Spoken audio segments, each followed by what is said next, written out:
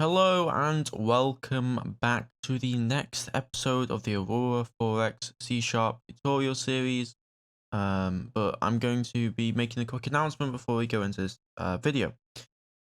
Basically, what is going to be happening is, as you may have noticed, I've been replacing and making new versions for a lot of my older videos. Why is this happening? Because the older videos lack either production quality, don't explain fully to the extent that I feel appropriate, or they have faced criticism that I feel I need to address. I have done this with two videos, including terraforming and ground combat predominantly, and some other videos as well. And this is going to eventually roll into a new playlist that I will be segmenting out the quickfire tutorial series into specific playlists for you guys to enjoy. I will also be making a playlist called Beginner's Starter Guide or Starter Playlist that will go over some of the key beginner mechanics so that people can get accustomed to what they need to be looking at. Now, Aurora 4x is a very hard game to cover in extreme detail constantly. Now, that is purely because of the depth of the game. And that is also one of the reasons why I'm redoing it, as you can see here. So do keep that in mind, in that I may miss things. That is fine. Critique it in below. Give me criticism. Honest and fair criticism is completely available. I take any suggestion as much as I can on board, because at the end of the day, I can't come up with everything.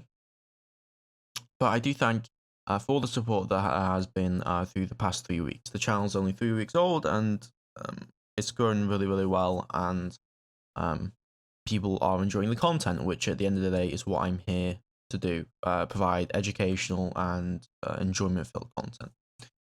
Well, anyway, let's get into today's topic of video, which is going to be starting settings. This will be the next, I guess, remake for starting settings. I made a tutorial on it earlier, and there were some unclear things that gained some criticism in that video, and I'll be remaking it with better audio, better production. I'm going to be explaining it in a much better way for you guys, so that you can understand what I am talking about and what you're going to be needing to do when you first start your game. So, unlike in VB6, you will not immediately start with a starting screen. Instead, you will generate into usually the Terran or the Federated Nations start. Sorry about that. The Federated Nations start, which is over here. This is Steve's save, technically. And then you do not have your own. So you may be asking, how do I get to the next part? How do I get to creating my own race? Well, you go over here to the cog in the top right next to this button, which is Space Master. And you will be confronted with this. What you want to do is you want to hit New Game. And then you'll be taken to this window, which is going to be quite important. I'm now going to go through each individual thing and what they do, so that you can better understand what you're going to be needing to look at, as well as answering some common questions here. So 1, this is going to be the name of the game, so you can easily see which game you want to load into. You can create multiple games in a on the Aurora 4x, and you can load into them. Think of them as saves, quote unquote. Then we have this, which is game options. They can be modified at any time, so these can be modified whenever you want. These cannot be modified whenever you want. Maximum number of systems is the maximum number of systems in the game if you pick unknown stars or non-known stars. Do keep in mind that if you unselect this and you do not set, I believe it's local system generation chance to 0 or 100, then you will have a bug called All Roads Lead to Sol. That is going to be patched out in 1.10, but do keep that in mind. Known stars will use a list of about 4,000 plus stars that we have found in real life, and it will use that list to generate them. Known stars does not mean that they will use bodies that we know around those stars, but it will mean that they will use the position of the star, the luminosity, the type of star, stuff like that, when taking into consideration what those distances are. But all the planets and other system bodies will be randomly generated. Local system generation spread is the maximum difference in system numbers between a newly discovered local system and a system in which it has been entered. this setting does not apply to known stars games. So these settings do not apply because known star systems will take that into account normally. Then we have construction cycle time, which is the minimum interval in seconds between construction phases, and that is, I think that's 5 days standard. You probably want to leave this default. I recommend starting with known stars for your first game because, to be honest, you don't want to be dealing with that bug, and you don't want to be dealing with having to move things about. So it's just easier, just hit known stars. That's fine.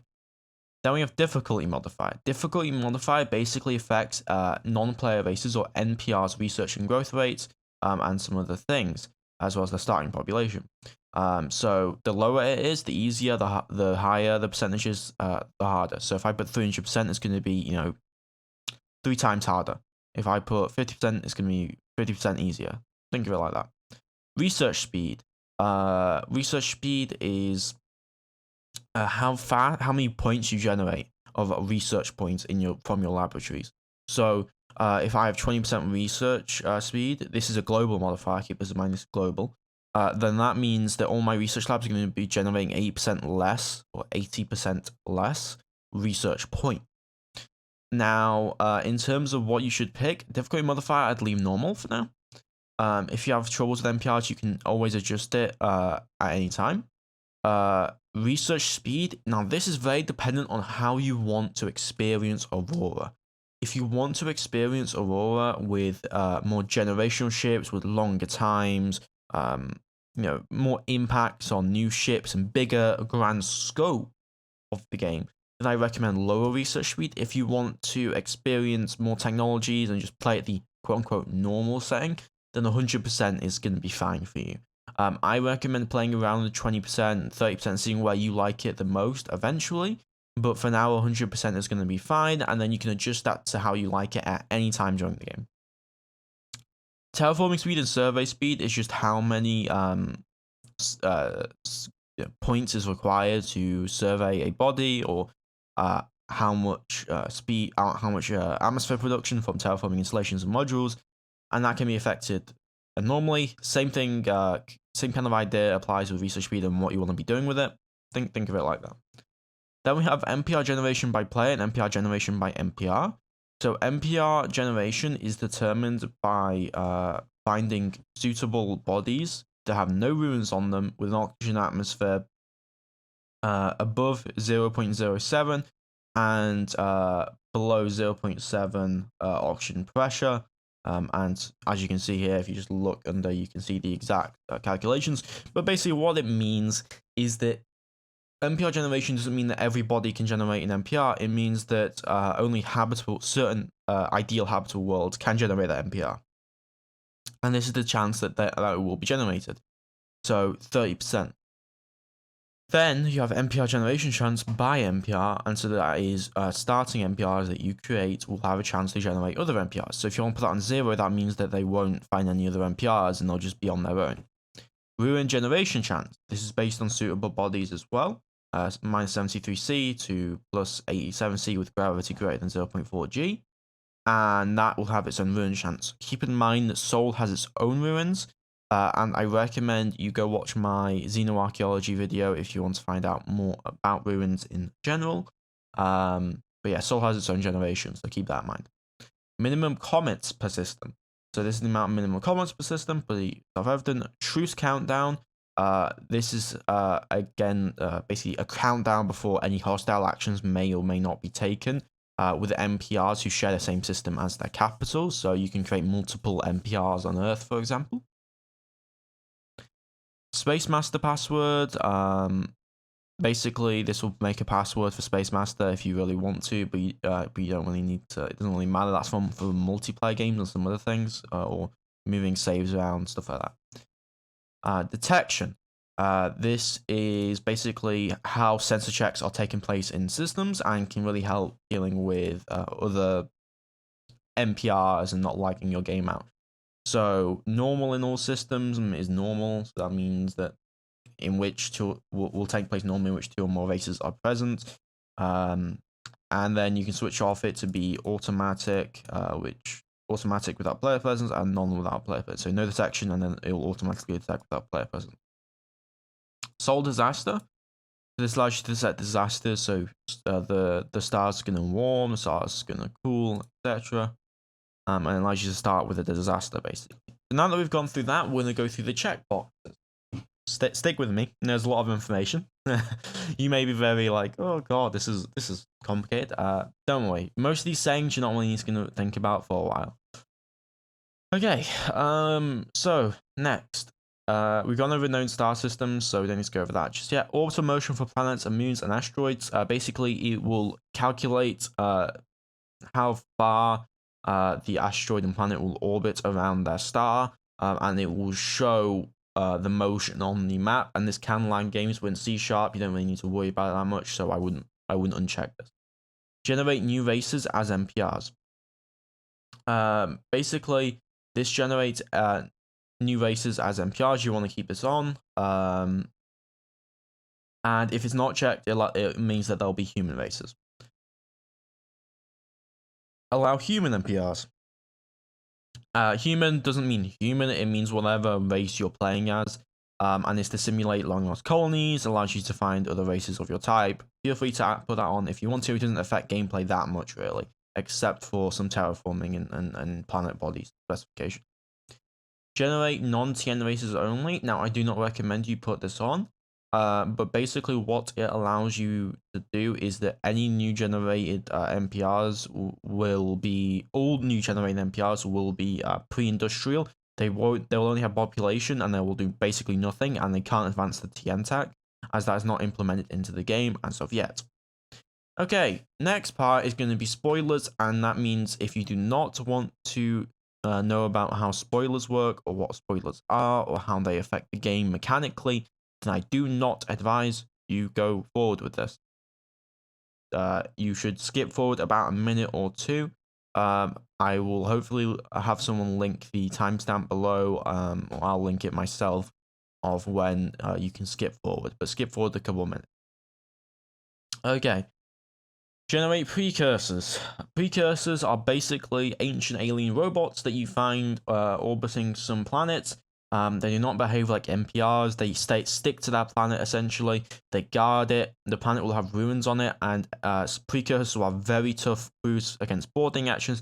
They'll have very tough ground forces, and they love their AMM spam. There's something you'll counter in the game, and you can weigh up if you want to attack them or not for the benefit that they may have on that planet. Invaders, they have not been implemented yet into 1.9.5. but in the next version they will be out. Essentially, they're going to be using aether rifts that they come out of to invade people, and you'll need to use alien ruins to close the rift, and some very cool things. They're extremely dangerous. Would not turn them on if it's your first game. Precursors, I would turn them on if it's your first game, just for fun. They won't attack you inherently. You'll have to attack them for them to do anything. But invaders, I would be a bit cautious about that. Star Swarm. Star Swarm is basically, if you know what Tyranids are, if you know what Xenomorphs are, they're like that. They have big fleets with their living ships that we produce in space. Very weak, but troublesome in numbers, as the tooltip says. They will attack you, and they will come for you and eat your world. If you want to have some more challenge, I'd put them on. If you just want to have a peaceful game, I'd turn them off. Generate Rackers. Rackers are basically orcs. I'm not even gonna lie, they're just orcs. Like 40k orcs, or Lord Things orcs, but with technology. They do not have spacecraft. They may have surface to orbit weapons or genetic enhancements. But their worlds are often very rich, so think of it as colonialism. If you want to go take it from the natives and then occupy the world and use it for your own, well, there you go. Rackers, I do advise turning them on, just because I think they can be very useful, so keep that in mind. NPRs activate ancient races. That's basically what it says on the tin. They may activate precursors or Starstorm, etc. So keep that in mind. Okay, spoilers over. Spoilers over. Spoilers over. Realistic commander promotions basically means that they'll base it on your skills and medals in time and grade, and not just randomly. Commander political bonuses, they're promoted based on skills. but those skills also include political bonus if this checkbox is also checked. I advise not changing this, but you can if you want to have some a different experience with like bureaucratic stuff and you're in your RP. Inexperienced fleet penalties. When this option is effective, will spawn towns if they're inexperienced. So you have to train your troops up and get more experience over time. Otherwise, they'll have penalties. I advise keeping that on. All jump points are stable. I don't advise keeping this on. Or basically, it will put all jump or turning this on. All jump points are stable, which means that you don't need to stabilize or use jump drives. No maintenance required. So basically, this means that no maintenance for ships or facilities are required. And I don't advise turning this on as it kind of ruins part of the game's logistics for you. But if you do find it annoying, you can turn it off at any time. Civilian shipping lines. This basically determines if the civilians will be active. So this will not delete all civilians, but it will mean they won't build new ships. So you can cap them at a certain level if you want to at any time in the game. I do advise having this on for active and turning it off when there's too much as they can lag the game. Allow civilian harvesters, allows them to make useful harvesters. Please self-explanatory. And then new tech when conquering. So when you take over a new world, you'll gain technology from it. Please self-explanatory. Okay, we just read off a ton of stuff, and I'm sure you are pretty information overburdened right now. So just take a second and cool off. We're going to continue, and we still have a lot more to cover. But those are the general settings for checkboxes there. I recommend you leave most of them at default. You can turn on a few of them depending on my recommendations there, but just keep those in mind. Anyway, we're going to move on. Remember, these options can only be modified here. You cannot modify them during the game. Starting year. Starting year does not impact anything in terms of mechanics. It's purely cosmetic, so keep that in mind. Except for one thing. C# has an issue with dates where if you hit 9,999 years, then you will not be able to continue the game, and it'll throw up a bunch of errors. So stay at least below 9,000, somewhere around there in your starting year. Or if you want to keep it simple, put yourself on year 1, and that can be useful. Number of player races. So this is the number of player races you find that you can create. You can edit each race, so keep that in mind. Number of non-player races at game start. So you can generate NPRs by finding new systems, but you start with an NPR or non-player race by default. You can adjust this to 0 or 3 or 4 or 5 or 6. And this will basically spawn an NPR in the galaxy that is like you, that will be exploring and doing their own things. And they won't be restricted for you having to explore them first, so keep that in mind. Minimum soul jump points. So this will say how many soul jump points there will be in minimum. 0 is random. And that can be very useful if you want to increase that. If you don't want to get bottlenecked or any issues like that, then you can. Earth deposits. So how many deposits of minerals? 100 equal normal. 50 equals half the amount of mineral deposits, etc. Minimum NPR distance and maximum NPR distance, basically the distance at which NPRs will generate and spawn from where you are. So 25 light years, and then maximum distance of 50 light years. Planet X Minerva is basically a theory in real life that there's another planet, and if you do this to the game, it will add a 10th planet to the system that will orbit really far out. And that may be a terrestrial planet, maybe a super Jovian, maybe all kinds of different planets, maybe a moon, things like that. And it depends on a certain percentage chance. They may have alien moons, and may not. It's just another body that you can put in the system that may have minerals or other things on it, and that can add some uniqueness to the game. Okay, that is game information. Now we're actually going to create a new game. So we're going to go over there, we're going to create a new game. Now you can create your race. So over here, you can create the race's title, the race's short name, and the homeworld name. Over here, you can input your species name, your system theme, your class theme, your rank theme, and your name theme. These will be for systems you generate. It does not work if you're using known stars, keep that in mind. Your class theme, so what your classes will be named, your rank theme, what your officers will be ranked, and your name theme, what all your officers and stuff will be called. Over here, you have a bunch of checkboxes. You can generate a new race that will be a NPR. You can create a conventional empire. You can, which will affect this, and basically I advise you go conventional empire. I advise the first game be a conventional empire, as it will slow the game down and allow you to learn in time. And I also advise you turn off NPRs like generated, so you can just have a chill game and learn.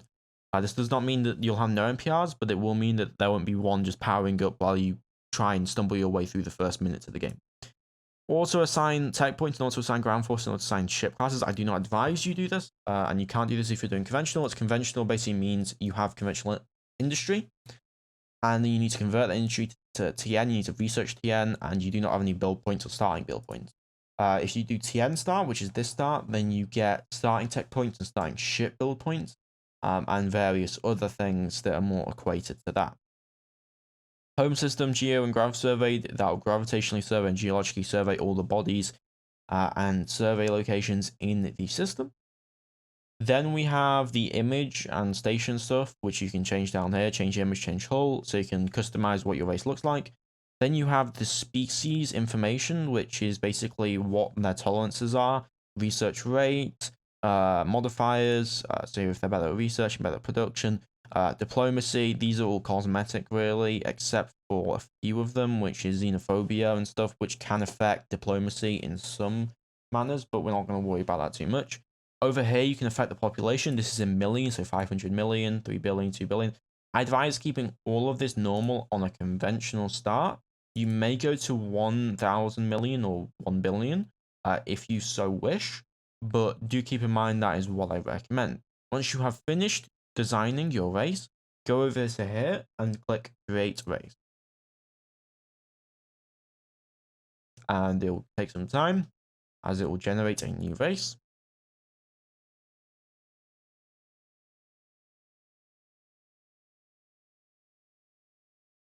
And there you go. It's generated a new system with Earth, and you have just started Aurora 4X. Welcome to the game.